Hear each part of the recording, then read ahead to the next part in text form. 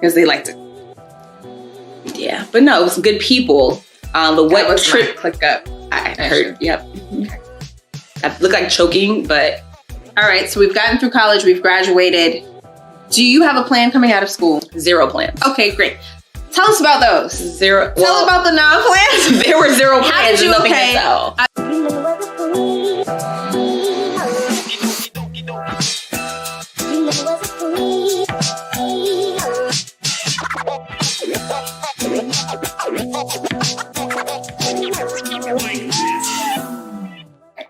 Our first guest is someone who is very near and dear to me, not only because she helps me out with everything that goes on in my life, but she's also my baby sister and a very well-established young woman in the advertising space.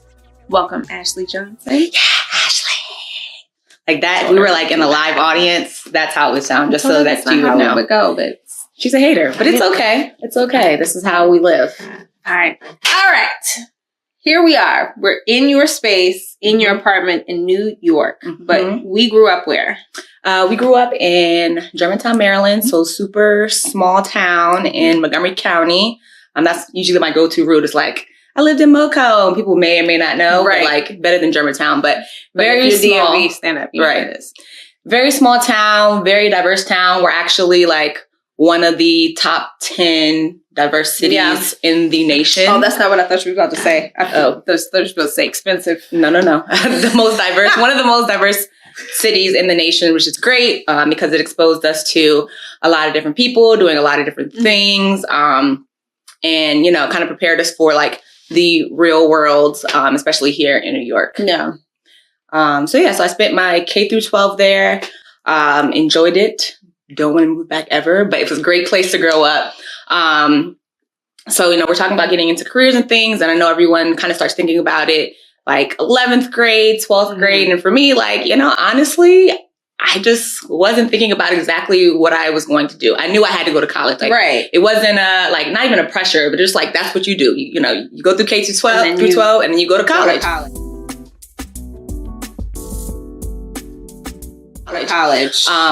So minimum community college. Yeah, minimum something. Like our parents are not gonna be like, okay, you don't got to go to college, but you can sit in the house. So it's like community college or college, whatever it is that, you know, you want to do, go ahead and go for it. So in college, you know, I mean, in high school, I was like, you know, I think I want to become a chemist.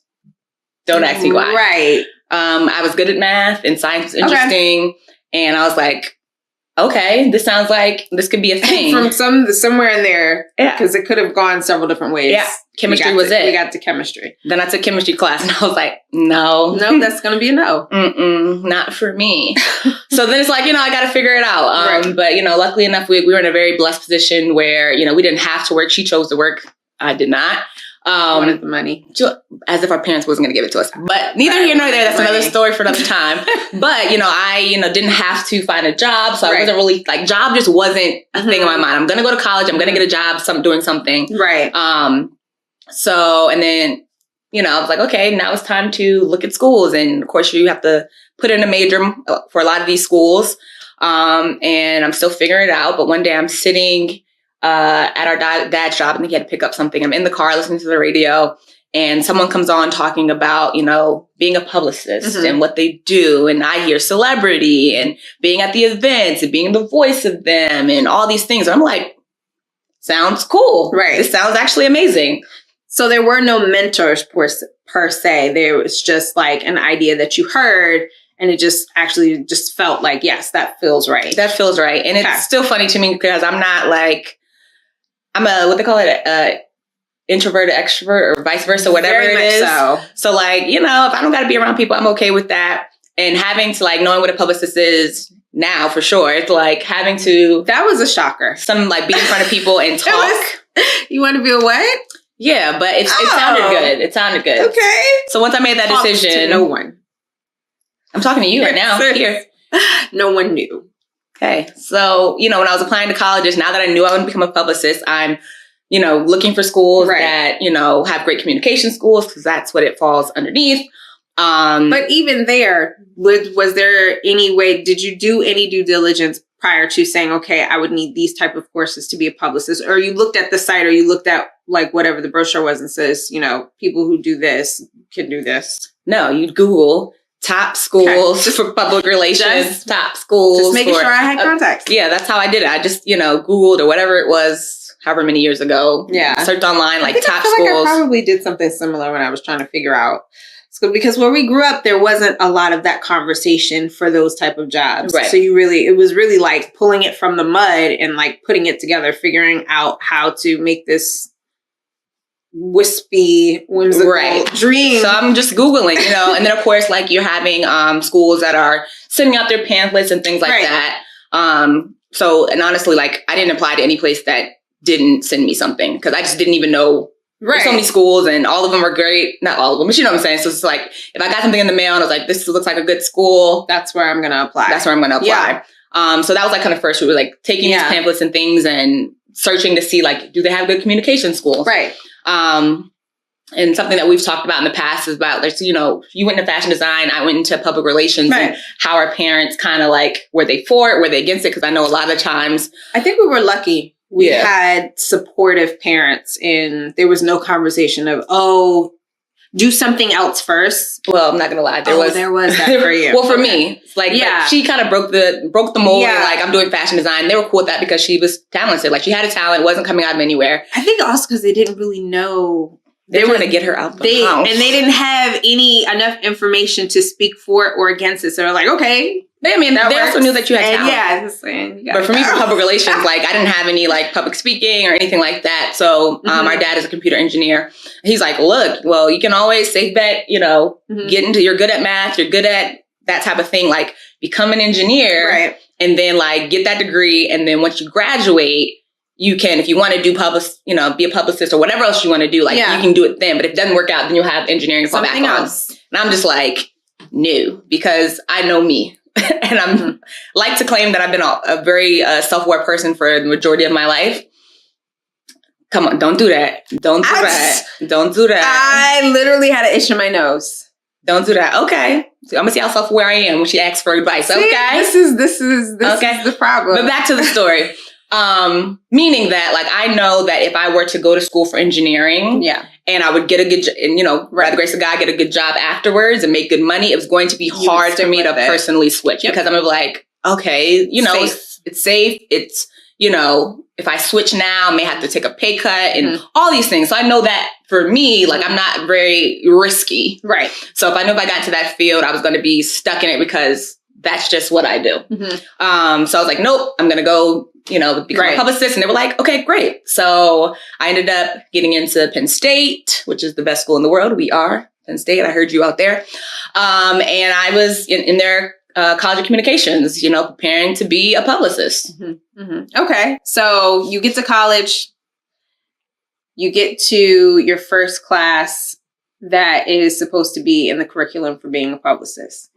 Are you excited at this point, or are you like, what did I do? No, I'm still excied. I'm still excited. But do you have any formal knowledge? You still don't have any knowledge. No, because we just in there. You know that your first 2 years are like gen ed. So I'm here out here taking astrology 100 and like, things like that. So at least Penn State, the way it was set up at the time was like, your second half of your schooling term is like when you start getting into your actual major classes. That's pretty standard. That are smaller set. Standard. So, first 2 years I'm kicking it. I'm like, I have a couple communication classes like creative writing and things like that. So nothing that's specific to public relations, but, getting you into field, like learning media type of thing. Okay. So then I get into my core classes and I have this one teacher and every day he starts class with like, do you like to write? Do you know how to write? And the first couple of days I'm like, And then at some point I was like, yo, I really... That's it. The less I like it. The less I like it. I don't like to write. I don't like to write. We're writing like news stories. You are triggering me, sir. Right. I'm writing news stories now. I'm like, am I a journalist? Like, what is this? But, I'm just like, well, this is what it is, and, there's certain qualifications needed to get into public relations because it was such a popular What kind major. Of qualifications? So like for freshman year, starting out the bat, I think your first 3 semesters between freshman and sophomore year, you had to have at least a 3.33 to get into that specific major. Okay. So I'm like, I already did that work. Not saying I worked hard for it, but I had the grades and I was in there and it's like, I don't want to switch now and miss out on opportunities. So I'm like, I'm going to carry this degree out. I'm going to figure out what it is I can do with it. and make it work. And that's kind of how I pushed through college. I was like, okay, this is what I'm majoring. Maybe I don't like to write, but maybe there's different aspects or other things that I can do with it. Yeah, so I was just like, okay, I know I'm not going to become a publicist, but I'm going to use this degree to do something. Mm-hmm. Okay. All right. So we've gotten through college. We've graduated. Do you have a plan coming out of school? 0 plans. Okay, great. Tell us about those. 0. Tell about the non-plans. There were 0 plans. How did you, basically, I know what you're saying. Just want to know how we got from university to here we are. Mm-hmm. So like, for instance, what was your big break how did you get to New York, first and foremost? Why New York and not LA, London, whatever? First off, you're talking LA, London. Those were far places. That's far. That was far. But, you know, I knew I did not want to go home because I was naively believing that like everything that had to do with any type of advertising and things like that was the government. Like I did have an internship between my junior and senior year of college working at NIH, which is the National Institute of Health.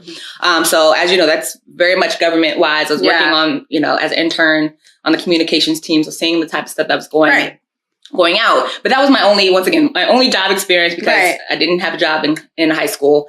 And I'm just like everything in DC. So I feel like back then, everybody went and got a job, you know, working for the government. Majority of everybody. If you stayed, that's what you were doing. You were either working for the government, as somebody's dentist, supermarket. Yeah, I mean, I think like there wasn't at the time. Now it's such a. I feel like there's probably definitely because I have friends that like you know went back to Maryland and had like non-government jobs in advertising, but I just didn't know. know. And in school, they were taking us to New York. Like I went to a job fair where they had like all the heavy hitters and agency world and brands and things like that. Because that's you know a lot of places are headquartered. So, you know, in my mind, that's where you go. So I graduated from school. My parents just think I'm going to come home because we've never had, I don't know if they had this much trust in me, but like, we just never had a conversation. They're like, wherever she goes, she's going to figure it out. She's probably going to come home for a little bit to figure out what it is she wants to do, like take like a real thought process on it. And then she'll figure out where she's going to go. That wasn't offered to me. Some people need a little more. Oh no, I always knew I was ready. When it was time, I was ready. I always knew she was been trying to get to New York. They were just like, let's bring it in. Let's make sure that. Always known I was going to be out. Well, yeah. I think everyone knew. But they just needed to, until they knew that she was ready. But anyways, but for me, they're just kind of like, so I was like, all right. So then luckily enough, I had 0 plans, but it works. But, you know, luckily enough, I had a sister that was already hightailed it to New York. In New York, you know, moving and grooving. How long was I there at that point? At least 7 years because we are 7 years apart. Nobody asked you. They don't know how old I am. I'm the younger sister. But yeah, she was already living in New York and she was like, hey, do you want to come to New York? And I was like, sure. Absolutely. And she had a friend that was working at Spike DB, which is Spike's ad agency at the time. Right. And they were looking for interns. So I think I like graduated. I went on vacation for like a week or two, came home for a couple of days. They were like, hey, can you come and interview for this internship? Bet. Go the interview. They're like, can you start? I think it was like a Monday it's like a Wednesday. And they were like, bet, can you start on the following Monday? So literally I called my mom, called my parents like, hey, so I'm moving to New York and I need to be there by Monday. I need to be back here by Monday. So literally I think I went home maybe the next day or that Friday, packed up as much stuff as I could. My parents had me back in New York by Sunday night. And then I started my internship. Yep. That's the thing about New York, especially then, because I do feel like a lot of things have changed. Like everything is like, it's like slow. Then everything just starts happening. You have to be prepared at the drop of a dime. They're like, can you start pivot? Can you start on Monday? Available. I'm like, and the expectation is yes, like they're just asking you this as a courtesy. All right, mind you, I have zero. I have the bag that I came with. I came down on Tuesday, had an interview on Wednesday. I'm moving to New York on Monday. Yep. So I had an internship. So my parents were, of course, like happy about that. They were happy, of course, that, you know, I'm with my sister. So, you know, that helps to have a place to stay knowing that, you know, I don't have any bills at the time. You know, I didn't have to look for a place to stay. Like, they've already been to her place. So they know the area is safe. She's already established herself. So, you know, it wasn't, you know, my mom does say, she was like, you know, I kind of kicked you out because I'm like, the longer you stay, the harder it's going to be for me to let you go. Like, we're going to be really, really empty nesters now. Like, our 2 girls are out of here. So she was like, when you were like, let's go, she was like, we need to get you out there immediately. Because the longer I have time to think about it, the more I'm going to be like, wait, is this... Because they never just saw me in New York, so it gives them time to question. I mean, I don't think any of us did. And then I was just like, it makes total sense. That makes complete sense. Yeah. Why not? That's how I made my way to this good old place, and I never left. I'm still here, baby. We still here. We in here. Okay. So we've made it to New York, your first internship. What was your first, like, big break in terms of, like, the first position that you got that really made you feel like you had established a career path? Like, how did you, and is this something that you learned over time? Like, was it your dream, or again, it's just something that you fell into and kept falling into? Yeah, I still don't have like I've yet to have that moment, let's say. I'm still figuring it out. I mean, yeah, because I still figured it out. Are long. They're long journeys. So. Like, I got to do this till I'm 65? No, that's not what we want. So I don't think there's been a moment necessarily where I feel like, I figured it out. I've kind of fallen into things like internship. I didn't do much work. Like, I was sitting around doing who knows what, but I was making sure I was being present in the room and learning learning about things and hearing what's going on and trying to understand how things kind of work. Right. And then from there, you know, once again, this girl right here, she has another friend that's working at Complex and they're looking for sales assistants. I have no clue what a sales assistant does, but I'm going to go for this interview. And I got the job. And this is great because I feel like, you know, I'm getting back into the vibe of like, I'm going to be around celebrities or working on things that celebrities are going to be a part of. Because that was, you know, what brought me to wanting to become a publicist. Right. And I'm in there and I'm working all to realize that, like, I don't know how to work.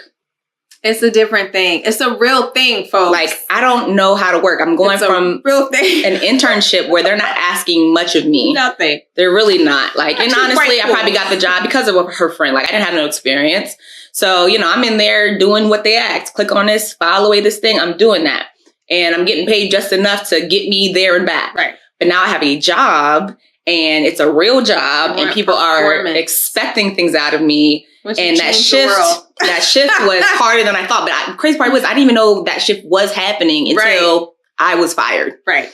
But I was there for like a whole year. That's and good. I just didn't, you know, hindsight's 2020. I can look back and like, I just didn't know how to work. Didn't know how to work. Like, you know, when they say they need it now, they need it now. That experience. Yeah, like people are expecting you to do it. Like, there's no reason why you should be eating like I was killing it. Eating your lunch when you have a whole list of things, like going out, walking, taking 30-minute lunches, walking around when I have a shit ton list of things to do. And then I'm looking at the clock at 6 o'clock, like, all right, it's time for me to go. So like, I didn't understand how to work. And, you know, fortunately, unfortunate, you know, I got fired from my first job ever. And of course, everybody gets fired. Everybody needs to get fired. And everybody's heart needs to be broken. It was broke. Because that does really jolt you into like, being very introspective about work ethic. Like if you didn't have a work ethic, then that experience definitely first makes you question your work ethic and then really try to set rules so that doesn't happen again for yourself personally. Situations happen at jobs for various reasons, but definitely when it's like related to work ethic, I feel like getting fired is integral. Like you have to know that loss and then you have to basically, some places won't even break it down for you, but you have to then be able to, somebody break it down to you and say, oh, well, you know, you could have did this or you didn't do this. Some jobs do that for you. Some just like, get the hell out. And for me, like they didn't necessarily like tell me why. They're just like, you know, we no longer need you. And I was like, okay. But I knew that I never wanted to have that feeling again. Right. I don't know if it was performance based. I don't know if it was because I wasn't because of something specific, but I knew that moving forward, whatever job I have until this day, like I'm going to make sure that if I get fired, it's not because I didn't do it. Because I never want to feel that way. I want somebody to be like, hey, like we're going through layoffs because of this and we had to cut you. Like you've been great, but you know, these are things that had to happen. So that's the biggest lesson I learned there. It's like, one, you have to really work because people, you know, I'll say it all the time. Like, I go from calling, Professor so-and-so to like Edgar. Edgar's my boss. Like, there's no Mr. and Mrs. Like, they're looking at you as your peer. On the same plane, baby. Right. And we will cut you down as soon as we can. Right. But it was another opportunity just to see, like, it was helpful for me to acclimate myself to New York because there were events and there were things. And I had friends that came from college and things that lived in New York. So being able to like be my own person outside of Shaina's little sister, because at this point, everything I've had has come from her, which I was very blessed to have, very thankful to this day that she was able to put me, get me into the door. For sure. But, it also gave me the opportunity to kind of like spread my wings and learn where different things are and who's doing this and who's in the industry and who's hot and who's not and all these things that, I'm like picking up on and, getting fancy out here in New York and meeting people and doing all these other things that definitely helped me continue to grow as a person within my job and outside of it. I think you made more of a social life for yourself than I did moving out here. Like, and she's not the social person. I can be though. But you established, I guess I've always kind of been a lone wolf in a lot of ways, but you established like community very early on, which I think is very, very important for a lot of people in order to stay in New York and stay in the field that you're in, because it's very challenging to get into New York, but then staying in New York. So you're here and now you have to like figure out how to say you definitely need some sort of community, big or small, but you're really good at that. Like having your core, you have like several pods of community, which is great for networking. Right. Most people and most of my pods get along with each other, which is also great. That's good. So okay. So I get fired. We get canned. All right. Canned. Now catch us up to the last 3 spots that you've been at. So between, firing and where I'm at now, I had, a stint at Condé Nast, which was like Vogue, GQ, Details, those type of things. She's so fancy. Great. She's so fancy. Spent like 8 or 9 months there. And then from there, I had 2 different jobs at 2 different agencies, which was great because now, like, let's say Condé Nast, for example, or Complex as well, I'm working with these agencies who are in between us and then the actual client, like your Nikes and whoever else.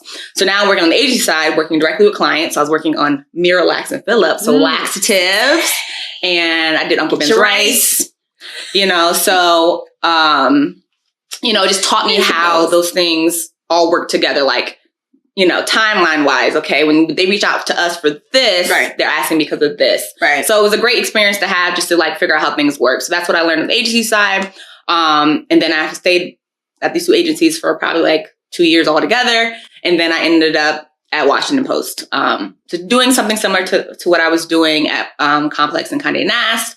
But now it's like a little more responsibility. It's one of those like entry-level jobs that you need like 5 or 6 years of experience. Like, what is like before entry? If you need 5 to 6 years to entry level, what is before? They just be making They just don't hire you. They just don't hire you. It's okay. But they paid. They want somebody else to hire you. But they first. paid. I will say they paid for those years. It wasn't like an entry level job where it's like, oh, we're coming in $30K. Like it was, okay. They paid you for it, but like you still like it was the lowest of the jobs you could have in the company as far as my division.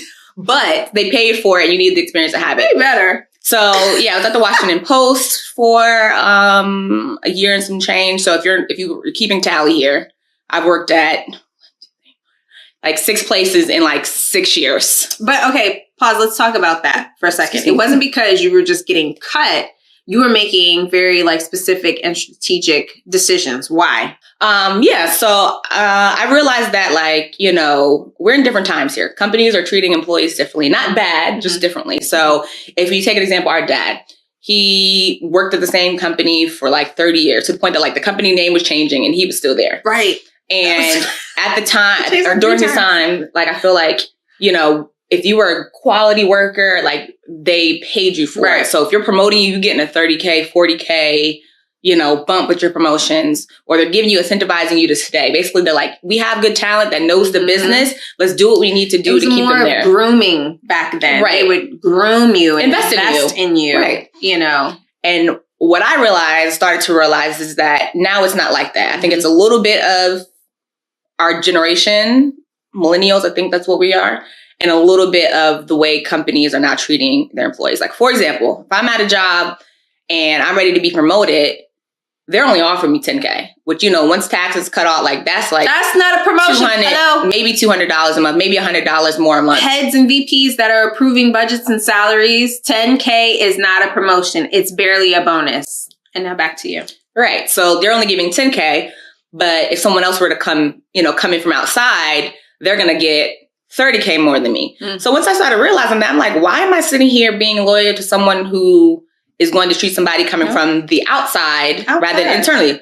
I become the outside person. I'm going to be the outside. So I would, go for an interview and, get the interview. And at the time, it wasn't illegal to ask how much you made before. Now it is in New York. They would ask me how much I make. So let's say I was making Isn't that 50. Crazy? What does it matter? What does it matter? What I used to make.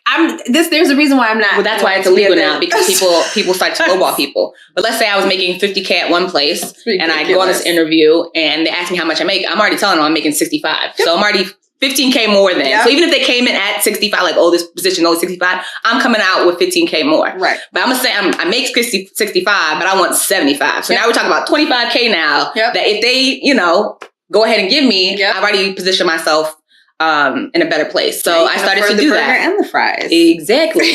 So so that's how I was kind of moving. I'm like, and at that time, once again, I still didn't know what it is I wanted to do. I hadn't fallen into a place where I'm like, okay, even if I don't like the work that I'm doing, at least I like the company that I worked at. So I did that for a very long time. The first 9 years of my career. And then I landed at Billboard. And what were you doing at Billboard? So I was a digital account manager, and it's similar to the role of what I have now.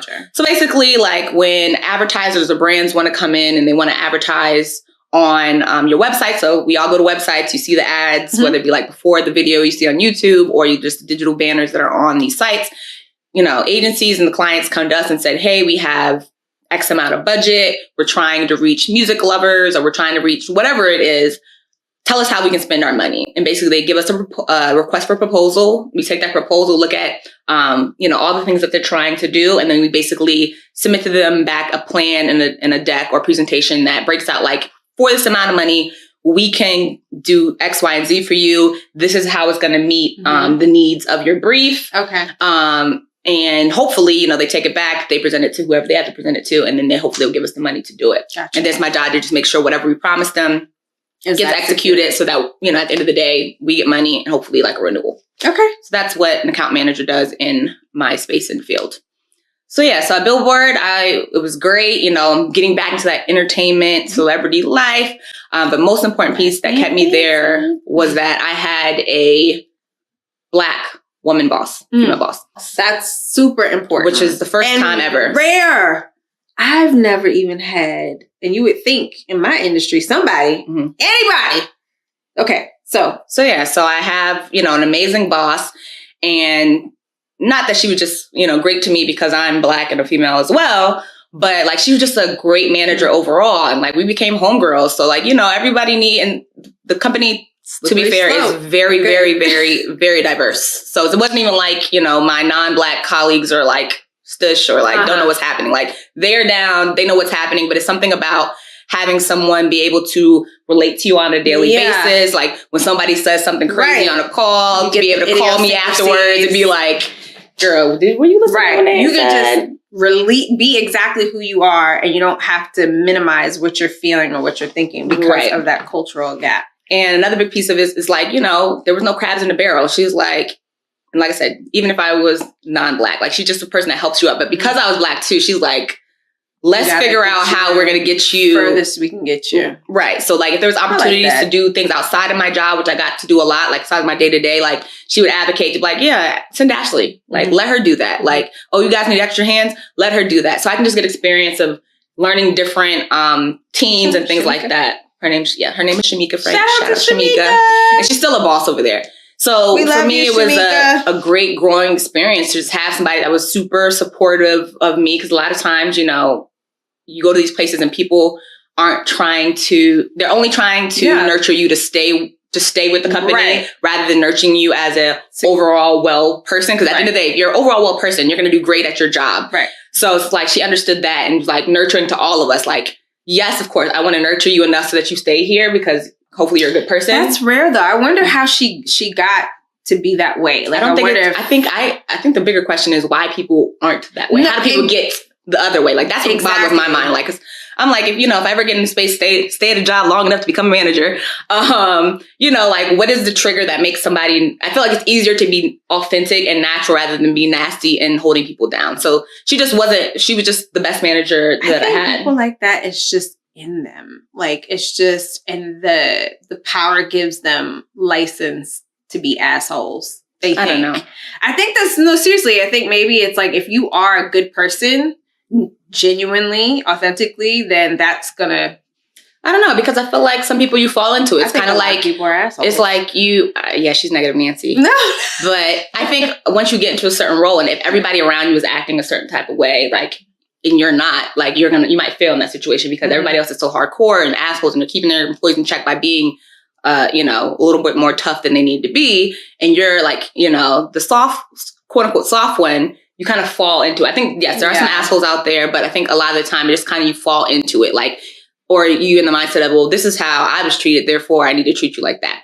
But say all that to say, like, Shamika was just overall great, and having someone that looked like me, that I reported into every day was very much helpful in my growth. And I think that's Billboard is where I learned the most about myself, as far as like what I could do, and just having somebody trust me and trust the work that I was doing, and, showing me the way, and also just letting me have opportunities that I may not have had if I didn't have a manager that was so in tune with who I was. Right. So I stayed there the longest. I was there for 3 years, y'all. 3 whole years. So up at this point, I've been like a year and I get the itch. So to promote herself. To promote. I was out here promoting herself. I'm like, y'all not gonna do it? Bet. I'm finna go. Run me my money. And, now I'm out. And it used to be like, oh, job hopping, it doesn't look good. I'm like, these people still hiring me. Promotions. So until I get to a place where I literally just can't get no jobs, right? Then I'll stop. Going backwards. So so I spent a good time at Billboard, and it was great. The company got acquired, and they moved me around, so I didn't have Shamika as my boss anymore. Technically on paper, I didn't have Shamika as my boss, and I was being moved to another team, and was not doing anything really that I didn't want to do. Like, it was a whole different job. And I was like, oh no, this is not going to work. Luckily enough, for 6 months, I was not on Shamika's team, but was still working with Shamika because my other team just couldn't figure out what it is that I was supposed to be doing. Gotcha. But it was my time to go. Like, I didn't get promoted or any raises, and not because I wasn't, apt to get them. Every time something happened, we had like 2 separate layoffs when I was like in the position to get promoted, and we had layoffs, and then we got acquired by a different company, and I get moved to different teams. So like a lot of just internal shit. Yeah, it was just time for you to go. Prevented me. It was time for you to transition into the next big thing. Right. So, it's like, it's my time to go. I feel like I gave Billboard all I had. You might all. Like 2 years plus all, and I was blessed enough to get a position at Twitter. Hey! And I was like, this is what we all came up. We are at the Twitter now. Y'all couldn't tell us nothing in the family group chat because we had one at the Twitter. Yeah, and I've never, Twitter, when it was Twitter. I've never had like, people have like dream jobs and dream companies, and I've never had dream jobs. Like, I've had places, I'm always looking at like, that'll be cool to work at. This is the place to be. So anytime I'm starting a new job, like, I'm always thinking about what's going to be next. Not necessarily, maybe not in 8 months or a year, maybe 10 years down the line, but just keeping a rolling list of like where I would want to work, so that if and when I see an opportunity come up, because I still be on LinkedIn all the time, because you got to know what's out there. Yep. Or like, if it's, I get to the point where I want to leave, I'm like, I always have at least top 5 of places where I'm like, this is where I'm going to start. Yep. So Twitter for me, it was never a dream place. It's always that would be cool. Really cool. But I never could dream that I would be somebody that they would pick, because, you always hear like, it's so hard to get into. Everyone's super smart and everyone's super talented. And I had applied and applied years over years. Didn't hear nothing back. And then finally, my time came and I get an interview. I get 2 interviews with 2 different teams. And I'm like, oh, can I even do this? Like, am I gonna cancel myself out from here or there? Nope. But I stuck with the process. Listen, they interviewing multiple people. I'm interviewing multiple companies. Exactly. 2 of the jobs just so happen to be yours.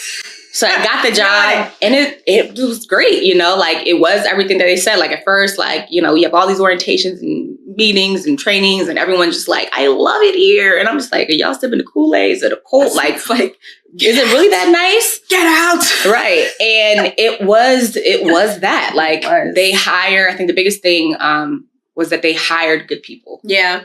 And it's like, if they get even one whiff of bullshittery. I wish everybody yes, that's was a word. That. Bullshittery. I'm gonna write that down. Yeah, they're not gonna hire you. Of course, people slip through the cracks, but for the most part, you know, there's always a bad. There was good people basket, right?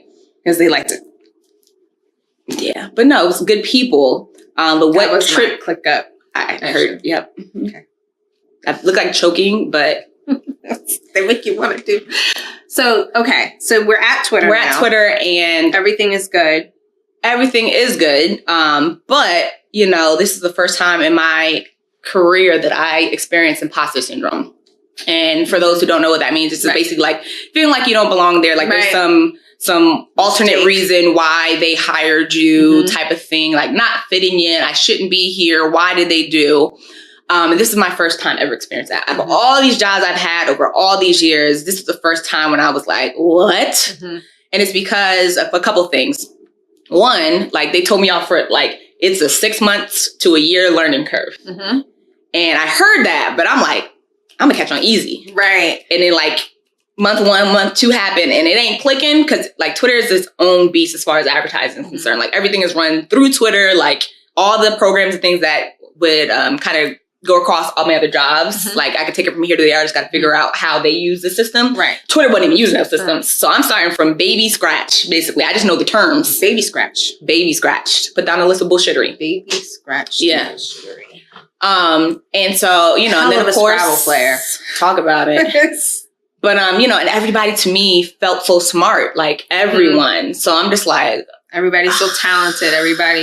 But you have to realize they've also been there. Right. And you know. So they speak the language. Right. And then in the past, like all my jobs is like you start your job and whatever project they give you, even though Shaina was working on the project before, as soon as I get to Shaina's like, here you go. Like, I don't want to work on this no more. It's yours. If you have questions, maybe reach out. Ask your mama. So, you know, I'm so used to being in that environment where it's kind of like, here you go. So like there's there's like little training. They literally flip you the bird as they hand off. It's like you're training, you're learning while doing. Yeah. There's no like, there's no training phase, which I do I do like that because you can learn from your I'm a like mistake person. If I sit through a training, 9 times out of 10, I'm not going to understand it. And whatever notes that you gave me and whatever notes I have, when I go to do it, it's not going to make sense. Work. So I do enjoy that. But like, because I was so conditioned to do that, this 6 months to a year learning curve made me feel like I wasn't picking up things fast enough. Yeah.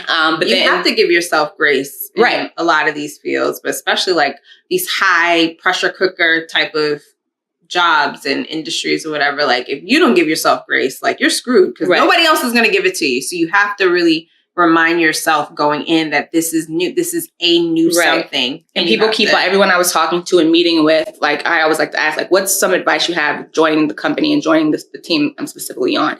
And everyone kept saying, be kind to yourself. Be kind to yourself. And that goes back to just people being people in a job space. Like, be kind to yourself. There's a lot of information. You can find anything that you want here, like as far as information that you need, or somebody's going to know how to do it. But for you specifically, like, be kind to yourself, because if you're not, you will self-sabotage yourself. You will count yourself out, and then your work will start to show that. And that's a real thing. That is definitely a real thing. You really start to believe at a certain point that you don't belong here. So your actions just start to naturally do that. You have to be very, very careful about what you're thinking about yourself at work. Right. And then exactly what they said was going to happen. You know, they're like, one day it's going to click. And then it clicked. And I was like, aha, I get it. So now I can start pulling myself back to the Ashley or the AJ that I know and working. Like, I'm a quality worker. I do good work, you know, all these things. Very strategic, very rational. Very rational person. Going back to checking in with my direct reports and things like that. Like, hey, how am I doing? You know,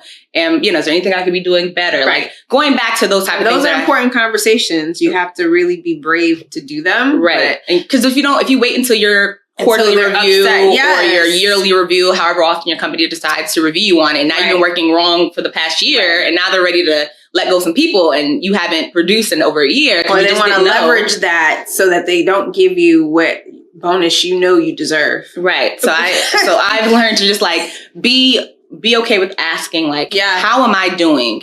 What could I be doing better? Where are areas that I'm doing well in? Because my boss at Twitter would say, like, I need to know your strengths and your weaknesses so that we can use your strengths to help your weaknesses. So if you're good at this, then we can figure out how to flip that to make you good at that. Mm-hmm. So like, that nurturing there with the good people was great. I like that.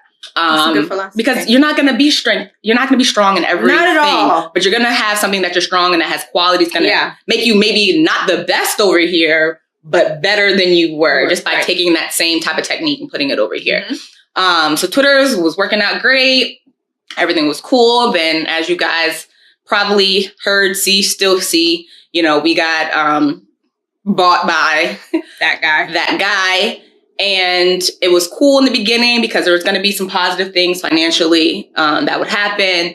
But then, it turned for the worse when he didn't want to do it anymore. And then now we're, there's a whole lot of things happening. But, 6, 7, 8 months after the initial idea came through that he was going to come and take over the company, it finally started to come into fruition like in October. And it was probably the longest month of anybody that was working there then. And probably to people that are still, working there now. Those poor people. I mean, it's a choice. It was a choice. But, some people can't, move like others. So pray for them. But, it came down to the point where there was like big layoffs. I was blessed enough not to be affected by that specifically. Mm-hmm. But of course, as a company, it was very hard and it changed the way that we're working. I'm working in advertising. So any bad news that's happening at your company, whether it be Twitter or any company you're at. You're the point person. So, when you're working in advertising, any bad press for your company then affects brands wanting to advertise with you. Mm-hmm. So when you have a situation like Twitter was in, and trust and stuff is being tested with brands, right? We're having to answer to these brands and they're asking us what's happening. And I'm sitting there trying to figure out what's happening with my job and my life and all these things. And you're in a weird space because they're not asking us that. Like they see the headline that happened in the news that morning. Whatever. But I did have some clients that, I became close with over that year who like would reach out to like, hey, how you're doing? Or like we had a weekly meeting or a monthly meeting, whatever the cadence was, where they would start the meeting just saying like, hey, I know this is business, but we just want to make sure y'all are doing okay. But then you had other clients, it's like, so what does this mean for us? How are you going to rectify this with us? I'm like, I may not even done for me lately. I'm going to be like, I don't even know. Even be here. Right. You may send an email out tomorrow and you're going to get a bounce back. Like, it was really that type of situation. I got locked on my computer, y'all. I thought I was let go. I couldn't get in. I was like, oh, they got me. They tricked me. I'm out of here.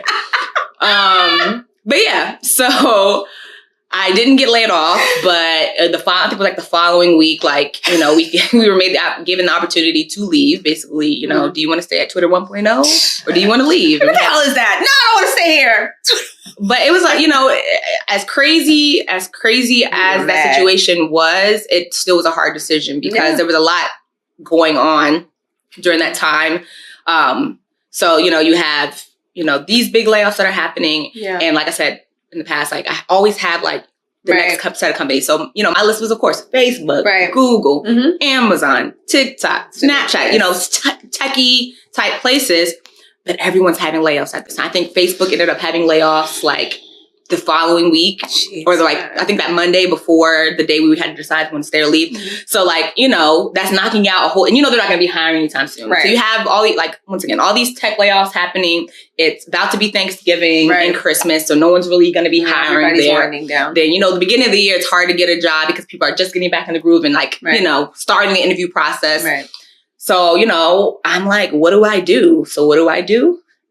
Mom, Dad, at the big age of 33, like, what should I do? Telling her, like, what should I do?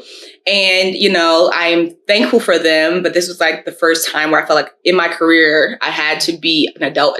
And I say that because even though they were helpful in saying like what they would do or what they... I'd be out that help. What they would, but I'm not a risky person. Right. So I'm looking for... It's a no-brainer. Right. I'm like, I need stability. I need all these things. And at the end of the day, everyone's like, this is what I would probably do. But honestly, I don't know. Like, even the thing, like, this is a decision that you have to make. But whatever decision that you make, because, my parents have trusted, like, you'll figure it out. You always figure it out.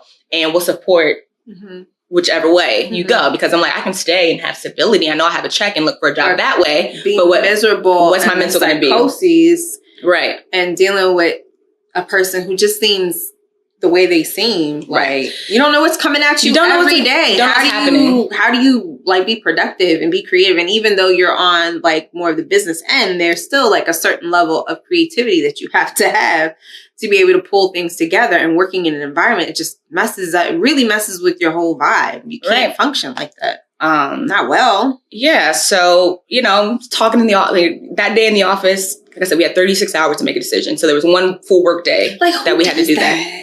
Neither here nor there, because that's what happened. But I'm in the office and everybody's being like super transparent. Like everybody's like, so what you doing? What you doing? Why are you doing this? Why are you doing that? And like listening, like, trying to listen in on what's happening. And it's because I want to be able to I'm not getting at this point, no information from leadership about what this means, or like, if I stay, like, is there a guarantee that there's not going to be any more layoffs? So we had to really like pull on each other to try to have it, more well-rounded, making a less emotional, but more, dang, the word's not coming to me. Educated and informed guess. There we go. Informed choice. So, going back and forth, and I'm like, this is a good reason to stay. This is a good reason to leave. And, a lot of people's worries, like I was talking about the layoffs, was that there's just so many people that are coming from similar jobs and similar companies that are going to be looking for a job. It's going to be hard to get. Very fair point. Fair thought. Very truthful point. However, when I thought about it, I'm like, somebody's going to be hiring somebody. Yeah. Like, there's jobs opened. And somebody's going to be hiring. So why can't I be the smart one they're hiring? Why not me? Like, instead of worrying about all these other smart people and how much they're, who else and how many people are going to be applying for something, why can't I be the smart person that they hire? So once I was able to tell myself this and believe that, I'm like, I'm out. I got it. And to be fair, look, it was not an easy decision. I'm a thug and I don't cry. But I had a meeting with my boss that day in a glass room. It was a virtual meeting. And I'm in this glass room bawling. It was so bad, I had to take a picture of myself afterwards because I was like, this is crazy. I'm out here crying over a job. What is this?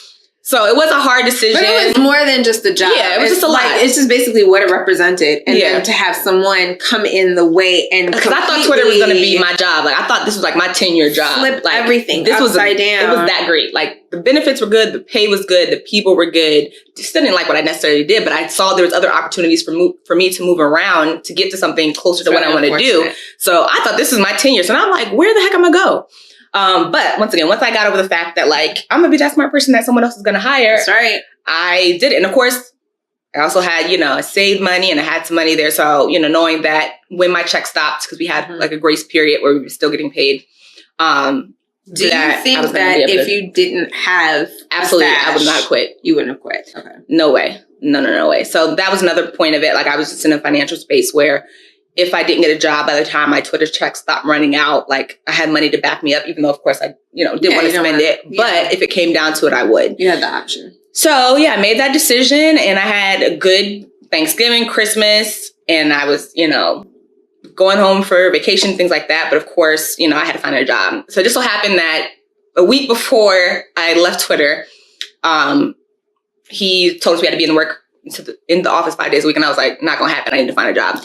Nobody's doing that anymore, guys. So, and I didn't have a personal computer at the time. So I get this email, 3:00 in the morning. I need to be in the office starting that day, which was a Thursday. Mind you, the next day we had off. So it was crazy. Anyways, don't have a personal computer. Power move. So I'm on the train ordering me a freaking computer because I was like, I need to start looking for jobs and I don't need nobody searching my computer looking because I don't want to be cut just because I was looking for jobs. I'm out of here. So, but that's how wild it got. Yeah. That's how wild I thought it was going to get. I don't know if it did or not because I was like, I ain't going to chance it.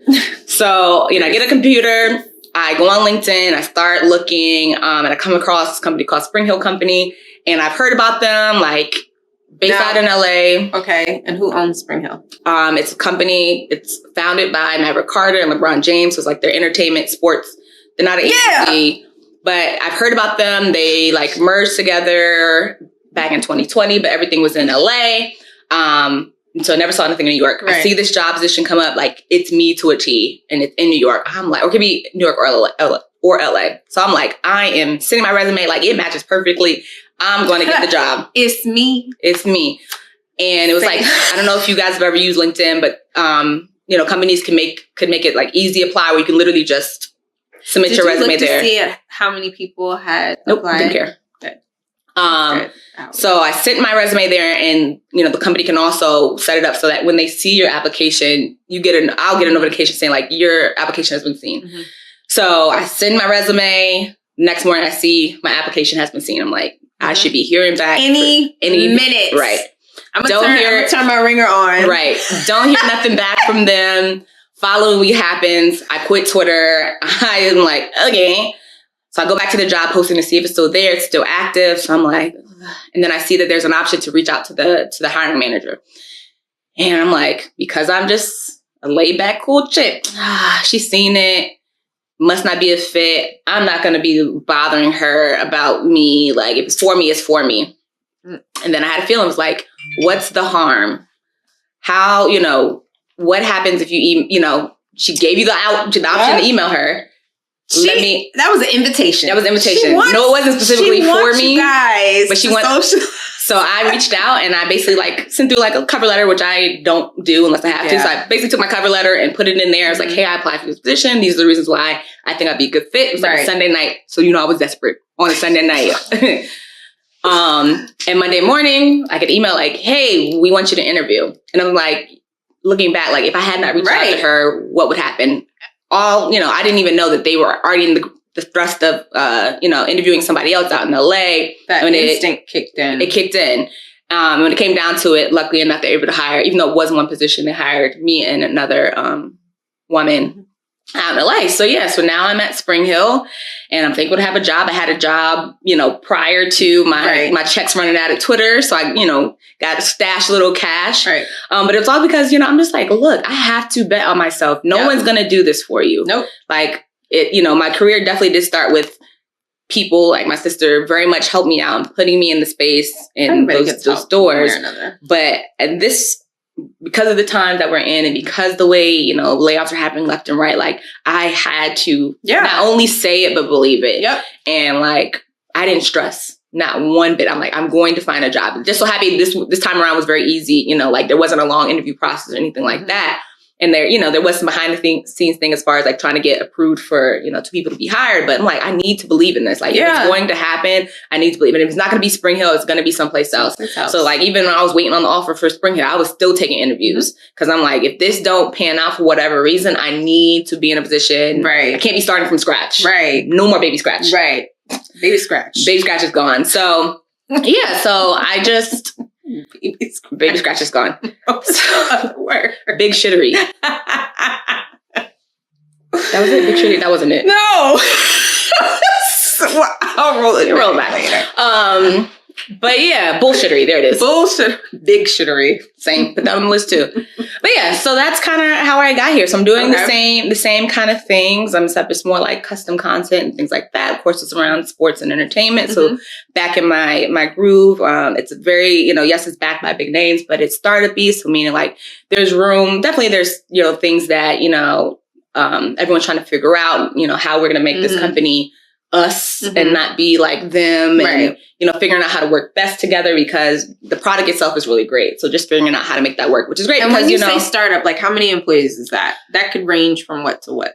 The company's 200 people. It's not necessarily about the people. It's more about how you're working. Okay. So you have to be a little bit more scrappy. You're piecing things together because you're still trying to figure out what process makes sense for your company. Okay. And you're having a lot of the people are coming from all these great different companies that had all these great processes. You have to take that information and figure out how to make it work and make it very specific to, what it is that what our mission is and what we're trying to do. So the good part about that is, the bad part is can be considered you're trying to figure it out. So there isn't a solid thing. But the good thing is that you're able to pivot and switch and take advice from others in real time to, if something's not working, you're like, okay, this isn't working, so let's do it. Okay. So so that's kind of how we get there. So I, girl from Maryland, heard a radio show, thought she was going to be a publicist, went to school, made it to New York, had 50-11 jobs, and now I'm here, and I'm still figuring it out, and I'm still wondering what's going to be next. And I'm hoping, to be at Spring Hill for a very long time and see it grow.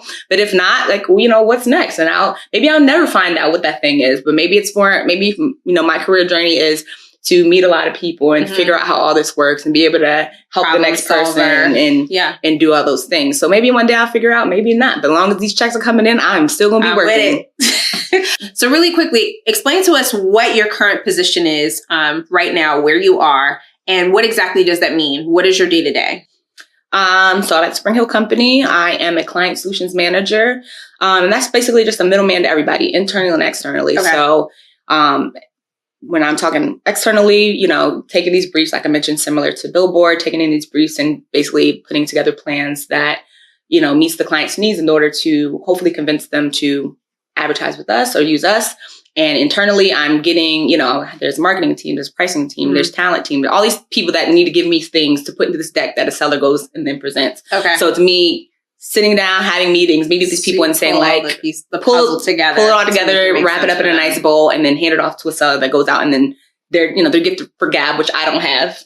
They go on and use their charm to hopefully get, brands to advertise with us. So how do you pick the pieces to pull together to send? Like, how do you know, is this a research-based thing? Like, okay, I'm going to use this person, how does this work? Well, there's a team, everyone's special. We have a talent team. So when we are pitching certain ideas, I go to the talent team and saying hey, this is the idea. And, sometimes the client has specifics I want people of color, or I want LGBTQ, or I want a basketball player, or sometimes it's open-ended. So we give all that information from the brief to the talent team and says, hey, who do you think would be a good fit for this? And they can say, if it's an outdoor company, this player likes to fish, so this would be a good person to put in there. Okay. So you have a team that's specific to that. You have a team that specifically does come up with the idea. So they look at the brief and they say, this is the idea. So there's specific teams for certain things. You have a pricing team that now that we have this idea, how much it's going to cost. So I just bring all these people together to come up with it. And then they give me all the materials I need. And then I put it together in a deck, make sure it gets everybody internal's approval, and then send it to the seller so that they can go and sell it. All right.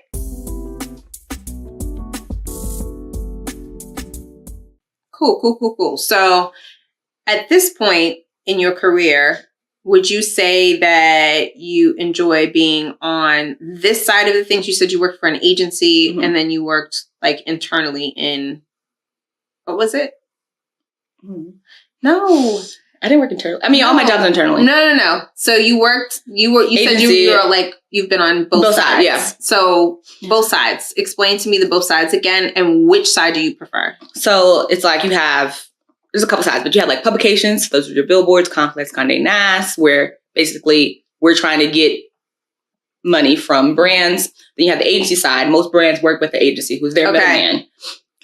So basically they tell their agency what they want, and then the agency reaches out to all these other publications to say this is what we want. And whoever can give them that is who gets the deal, basically. And then you have the brand. And the brand is the one that's giving you all the nuggets, giving you the budget, saying this is what we're trying to do, and all those things. So I worked on the publisher side of things and the agency side of things. Haven't worked on the brand side of things yet.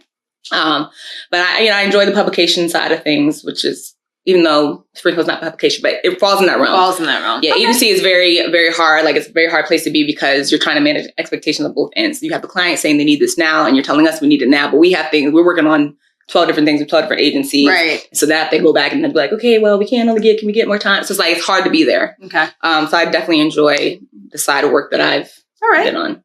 Okay, sounds good.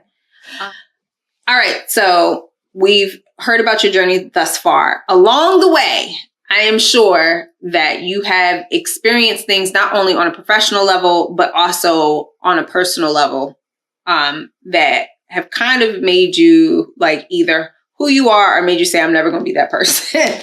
I think we've all had that. I don't know if it's yes or no. No, I would say no. Like I said, I'm very much I am who I am. You're going to get what you're going to get. But I've had moments where I'm just how did you get the job? That's more, had more encounters with that than more so me questioning what it is I'm doing. I was working at one job, and at that job, I was pretty cool with my coworkers, probably the set of cooler people. I don't know why we all just linked together, probably because we just hated the job so much that we bonded over like how much we hated the job. Trauma buddies, exactly. But so we would like, you know, hang out outside of work, and not so much like linking up on the weekends, but like after work type of things, we would go and hang out. So one of my coworkers invited me and another coworker out to, her friend was in town. Her parents live at the Four Seasons residence, and at the time I didn't even know Four Seasons had residences, but she was like, Four Seasons residency. I'm like, I'm going.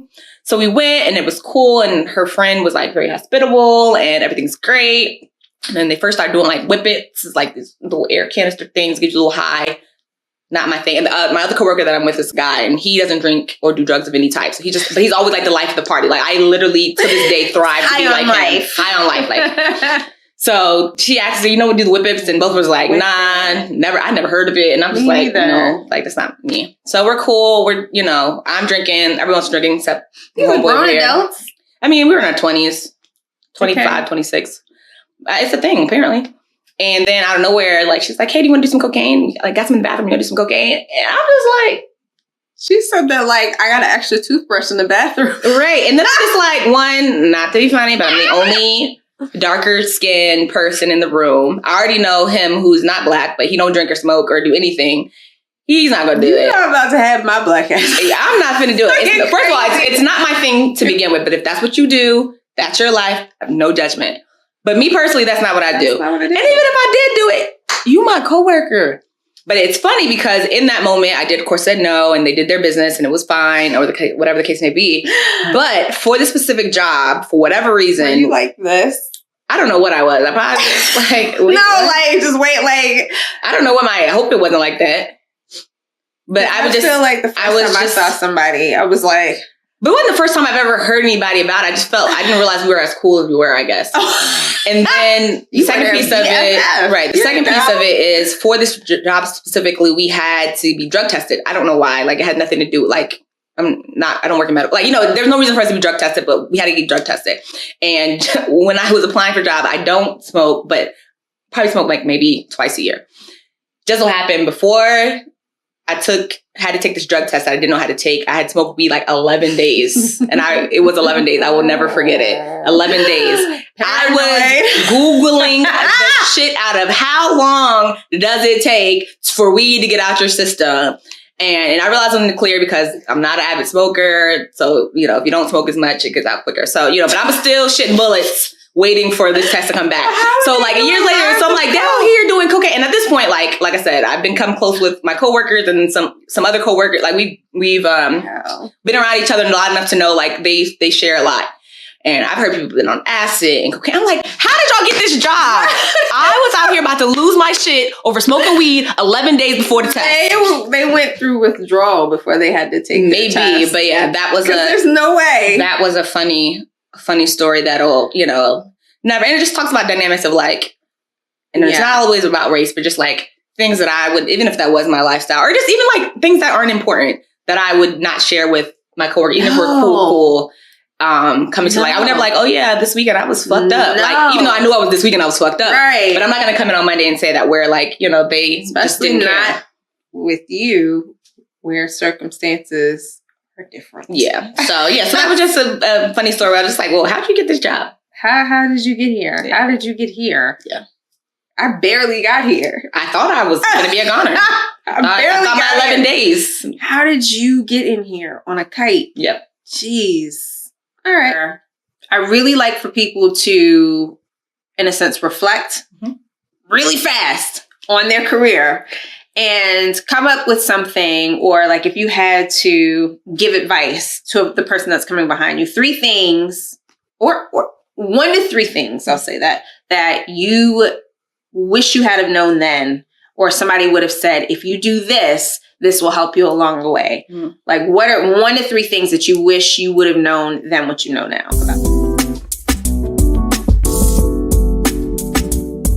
about your career?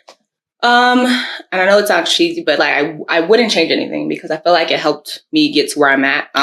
As far as my field is concerned, like college, I don't think could necessarily prepare me for what I'm doing now because I work in digital. Right. And we're talking in 2007 to 2011.